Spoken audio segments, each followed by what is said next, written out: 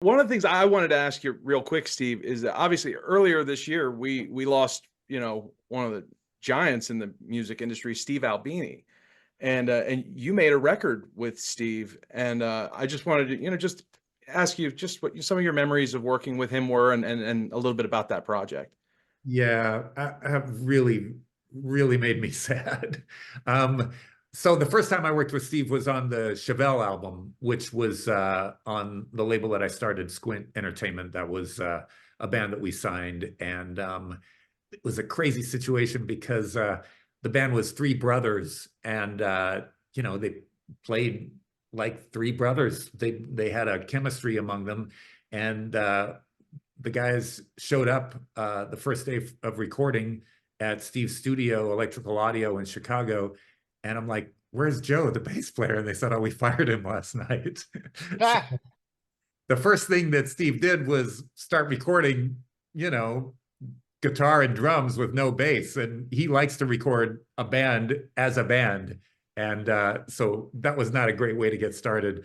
But for whatever reason, Steve decided after 3 or 4 days that I was all right. And so we got along really well. He ended up introducing me to Fred Armisen, who at that point was a drummer in a punk band. And Fred had just done this comedy video where he went down to South by Southwest and interviewed alternative bands and different characters. And I thought it was some of the greatest things I'd ever seen. So I think I might have been the first person to pay Fred Armisen to make comedy, because we hired him to do Chevelle's EPK, appear on that, and then and host their album release party. So that was another great memory. Anyway, we stayed in touch a bit through the years, and his wife Heather did a documentary on Christian music called "Why Should the Devil Have All the Good Music" that I helped her out some with.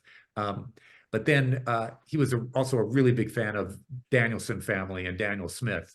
And so we got to do our Steve Taylor and the Danielson Foil EP with Steve in this would have been about 7 or 8 years ago. And it was my favorite experience I've ever had in the studio. It was like 6 days, I think we were there. He was in great form. He was just a little bit more easygoing overall, I guess. And for whatever reason, he really loved this project.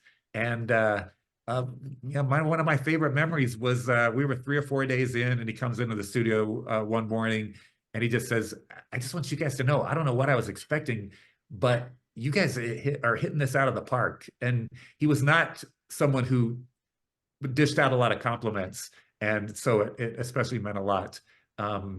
And one of the things I loved about him is he was a guy who was really principled.